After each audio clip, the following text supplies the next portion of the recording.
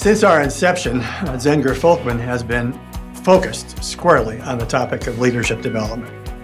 We began by analyzing some 200,000 360-degree feedback instruments pertaining to about 20,000 leaders.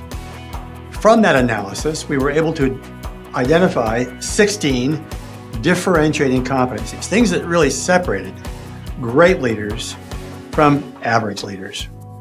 Once having found those, our clients came to us and said, how do we develop some of these skills that you've identified? We began thinking about, okay, what are the topics that we might consider in terms of a skill building program? We thought about communication skills, presentation skills, team building skills, problem solving skills. We considered many, but the one that kept coming to the top of the list very consistently was the subject of coaching. One of those differentiating competencies that we had identified was developing others. And the item that most predicted that competency was an item that talked about coaching and mentoring your colleagues. It was a key leadership skill.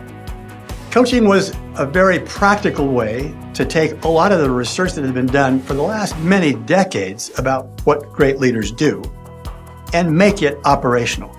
We were interested in creating a skill building program for many reasons. First of all, skill building programs stick. They make instant changes in how leaders behave. They can see the results immediately in their interactions with their colleagues. The second thing is that giving people new skills reaches back and changes how they feel inside, changes their attitudes. And that's a far more successful way to bring about behavioral change than trying to change their attitudes first and then hoping that that spills back to how they behave. If there's been one beacon or guiding light in our work in leadership development, it has been this quest to find good research that we can bring back to the practitioner.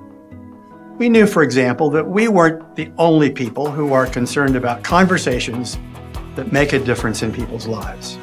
Psychiatry, counseling, clinical psychology, social work, all of those disciplines are engaged in much the same thing.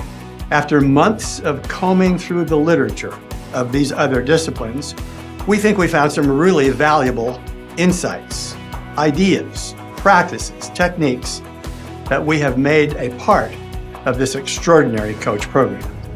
We thrive on this intersection between good science and good practice. Our objective was never to develop professional coaches. Our objective, our passion, our expertise was always, how do we help business managers to become more effective in their coaching and feedback practices with their colleagues?